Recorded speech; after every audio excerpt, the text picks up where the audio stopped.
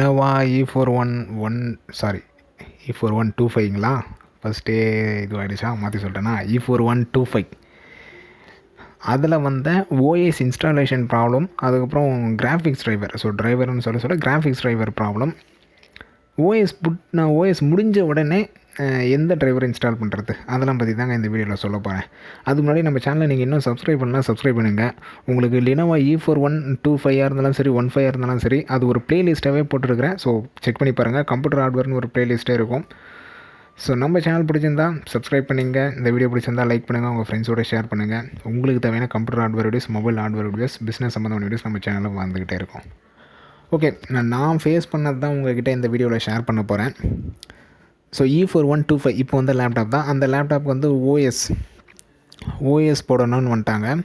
So என்ன ப்ராப்ளம்னு சொன்னாங்கன்னு பார்த்தீங்கன்னா, ஓஎஸ் வந்து ஸ்லோவாக இருக்குது அப்படின்னு சொல்லிட்டு சொன்னாங்க. ஓகேங்களா, ஓஎஸ் வந்து ஸ்லோவாக இருக்குது எனக்கு. ஸோ ஆன் பண்ண சொல்லி சரி, ஒரு சில நேரத்தில் ரொம்ப ஸ்லோவாக இருக்குது, ஓஎஸ்குள்ளேயே போக மாட்டேங்குது அப்படின்னு சொல்லிட்டு. இந்த நேரத்தில் ஓகே, அந்த ப்ராப்ளம் அப்படி எப்படி சொல்கிறது, ரொம்ப ரொம்ப ஸ்லோவாக இருக்குது, எதுவுமே பண்ண முடியல அப்படின்றதுல ஓகே, தாராளமாக ஓஎஸ் மாற்றலாம், அது தப்பே இல்லை, தாராளமாக மாற்றலாம் அப்படின்னு சொல்ல. எந்த ஒரு ஆக்ஷன் பண்ணாலும் சரி, எது பண்ணாலும் சரி, ரொம்ப ஸ்லோவாக இருக்குது, தாராளமாக மாற்றலாம், தப்பே இல்லை, ஓஎஸ் வந்து சேஞ்ச் பண்ணலாம். அதுவும் அவங்க கொடுத்த ஓஎஸ் ஓகே, ஏதோ ஒரு ப்ராப்ளம் இல்லை ரொம்ப ஸ்லோவாக இருக்குது அப்படின்ற விஷயத்தை தாராளமாக மாற்றுங்க, தப்பே இல்லை. சும்மா மாற்றாதீங்க. எனக்கு இந்த ஓஎஸ் வேணும், அந்த ஓஎஸ் வேணும்னு மாற்றாமல் ஏதாச்சும் ஒரு ப்ராப்ளம் வர சொல்ல கண்டிப்பாக மாற்றுங்க. அதுவும் இந்தமாரி 1 இயர் ஆகிடுச்சு, ரொம்ப ஸ்லோவாக இருக்குது, மாற்றுறேன், தாராளமாக மாற்றுங்க. இதேமாதிரி கொடுத்தாங்க. ஓகே, நானும் சேஞ்ச் பண்ண ஆரம்பிச்சிட்டேன். சேஞ்ச் பண்ண சொல்ல என்ன ஆச்சுன்னா, ஓஎஸ் வந்து டிவிடியில் தான் பூட் பண்ணேன். டிவிடியில் பூட் பண்ணி ரன் பண்ண ஆரம்பிச்சிட்டேன். ரன் பண்ணோடனே என்ன ஆச்சுன்னு பார்த்தீங்கன்னா, நான் கவனிக்கல. ஸோ நான் அடுத்த வேலையை பார்க்க போயிட்டேன். கொஞ்ச நேரம் கழித்து வந்து பார்க்குறேன், என்ன ஆச்சுன்னு பார்த்தீங்கன்னா, ஓஎஸ் வந்து ஸ்டாப் ஆகிடுச்சு. ஓகேங்களா, நான் எந்த ஸ்டேஜில் சொல்கிறேன்னா, ஓஎஸ் சிடியில் பூட் பண்ணி, ஸோ சிடி வந்து பூட் பண்ணி ரன் ஆகிட்டே இருக்குது, பார்ட்டிஷன்லாம் பிரித்து ரன் ஆகிட்டே இருக்குது. ஐ திங்க் எனக்கு தெரிஞ்சு ஒரு 50% 60% நினைக்கிறேன், ஸ்டாப் ஆகிடுச்சு. நான் கவனிக்கல. திரும்ப வந்து பார்க்க சொல்ல தான் தெரியுது ஸ்டாப் ஆகி அப்படியே நிற்குது.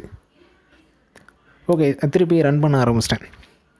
சரி, திருப்பி ஃபஸ்ட்லேருந்து போடுவோம் அப்படின்னு சொல்லிட்டு திருப்பி அதை ஃபார்மேட் பண்ணுறோம் அப்படின்னு சொல்லிட்டு போகிறேன்.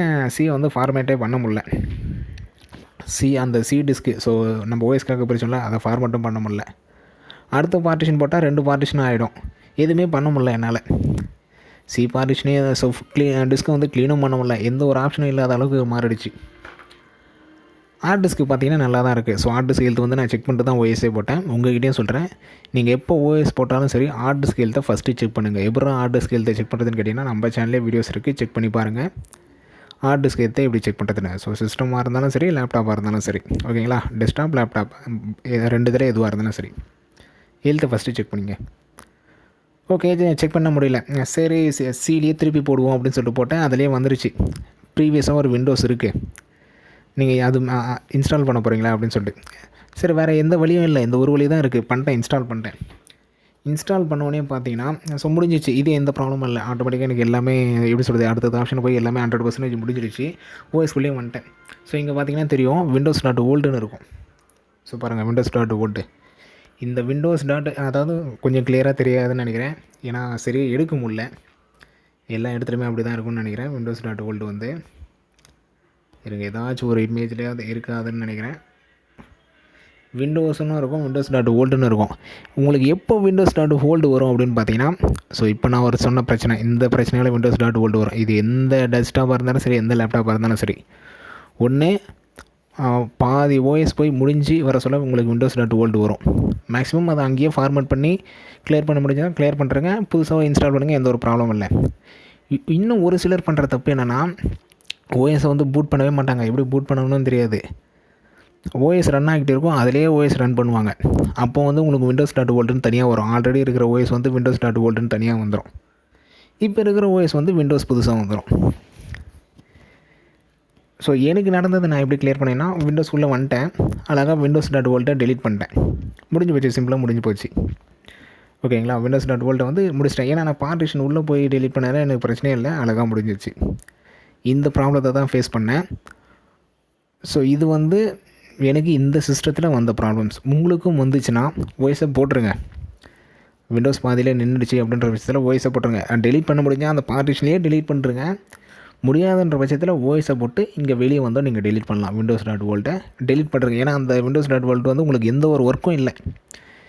அதால் உங்களுக்கு எந்த ஒரு அட்வான்டேஜும் இல்லை. அது வந்து ஒரு வேஸ்ட்டாக ஒரு டம்மியாக எனக்கு அதை டெலிட் பண்ண சொல்ல கிட்டத்தட்ட பார்த்தீங்கன்னா எனக்கு 3 GB 4 GB வேஸ்ட்டாகவே இருந்தது. அதை டெலிட் பண்ணதுக்கப்புறம் தான் ஃப்ரீ ஆச்சு. ஓகேங்களா? ஏன்னா அதில் இருக்கிற ஃபைல்ஸ் அவ்வளோ அதிகம்.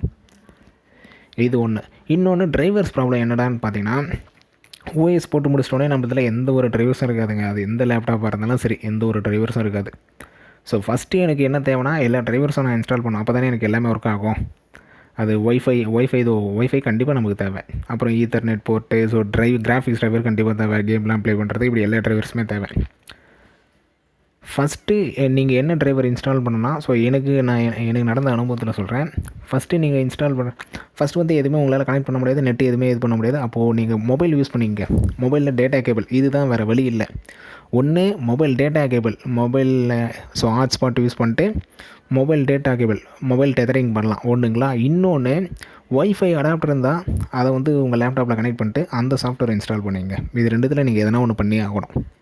ஒன்று ஒய்ஃபை அடாப்டர் இன்ஸ்டால் பண்ணிக்கணும், இல்லை மொபைல் டெதரிங் தான் மேக்ஸிமம் எல்லாேருக்கும் சூட்டபுள் ஆகணும்னு நினைக்கிறேன். ஏன்னா இதுக்காகலாம் நம்ம ஹாட்ஸ்பாட்டை ஸோ ஒய்ஃபை அடாப்டர் வந்து வாங்க வேண்டிய தேவையில்லை. மொபைல் ஹாட்ஸ்பாட் மொபைலில் கண்டிப்பாக இருக்கும். டேட்டா கேபிள் கனெக்ட் பண்ணுறேங்க. கனெக்ட் பண்ணி முடிச்சுட்டு ஃபஸ்ட்டு ஒய்ஃபை இன்ஸ்டால் பண்ணுறேங்க. அதுதான் பெஸ்ட்டு. வேறு எந்த டிரைவரை இன்ஸ்டால் பண்ணிங்க. ஃபஸ்ட்டு ஒய்ஃபை பார்த்தீங்கன்னா உங்களுக்கு வெறும் 5 MB. ஆமாம் பாருங்கள், 5 MB தான், வெறும் 5 MB தான் வரும். ஸோ எப்படி டிரைவர் இன்ஸ்டால் பண்ணுறது எல்லாமே நம்ம சேனலில் வீடியோஸ் இருக்குது, செக் பண்ணி பாருங்கள். e41-25 டிரைவர்ஸ் எப்படி போடணும், கிராஃபிக் டிரைவர்ஸ் எல்லா வீடியோஸுமே நம்ம சேனலில் இருக்குது. ஓகேங்களா? ஒய்ஃபை இன்ஸ்டால் பண்ணிங்கன்னா அதுக்கப்புறம் உங்களுக்கு எல்லா டிரைவரும் ஆட்டோமேட்டிக்காக நீங்கள் நெட்லேருந்து எடுத்துக்கலாம். மொபைல் நெட்டு மூலிமா நீங்கள் கனெக்ட் பண்ணிட்டு, அதுக்காக தான் நம்மளுக்கு ஒய்ஃபை வேணும்ல கண்டிப்பாக. டேட்டா கேபிள் எடுத்துட்டிங்கன்னா மொபைலை ஒய்ஃபையில் கனெக்ட் பண்ணுறேங்க. கனெக்ட் பண்ணிட்டு நெக்ஸ்ட்டு நீங்கள் பண்ண வேண்டிய டிரைவர்ஸ் கிராஃபிக்ஸ் டிரைவர் தான். ஏன்னா ஸோ நம்மளுக்கு ஒய்ஃபை அப்புறம் வேறு எந்த டிரைவர்ஸும் தேவைப்படுறதில்ல. கிராஃபிக்ஸ் டிரைவர் தான் அடுத்தது இன்ஸ்டால் பண்ணோம். எனக்கு இதுலேயும் ப்ராப்ளம் வந்துச்சு. என்னடா ப்ராப்ளம் அப்படின்னு கேட்டிங்கன்னா, கிராஃபிக்ஸ் டிரைவர் கண்டுபிடிச்சிட்டேன், வெறும் 125 MB தான். டவுன்லோடும் பண்ணி முடிஞ்சு போச்சு.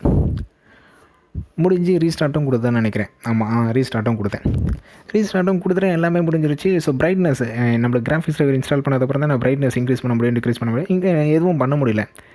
சரி, போய் டிவைஸ் மேனேஜரை செக் பண்ணுங்கள். இங்கே பாருங்கள், டிவைஸ் மேனேஜர் காட்டுறேன். இதேமாதிரி AMD Radeon R4 கிராஃபிக்ஸ்னு வரணும். போய் செக் பண்ணி பார்க்குறேன், எனக்கு வரவே இல்லை. ஸோ நான் செக் பண்ணி பார்க்குறேன், எனக்கு வரவே இல்லை. AMD Radeon கிராஃபிக்ஸ்னே வரல. வெறும் பேசிக் மைக்ரோசாஃப்ட் டிஸ்பிளே அடாப்டர்லேயே இருக்குது, அதிலேயே இருக்குது. நம்ம தான் இன்ஸ்டாலே பண்ணிட்டோமே அப்படின்னு சொல்லிட்டு பார்க்குறேன், செக் பண்ணி பார்க்குறேன். ஸோ திரும்பவும் இன்ஸ்டால் பண்ண ஆரம்பித்தேன். இன்ஸ்டால் பண்ண சொல்ல எனக்கு என்ன வந்துச்சுன்னு பார்த்தீங்கன்னா, ரெக்கமெண்டட் டிரைவர்னு வந்துச்சு.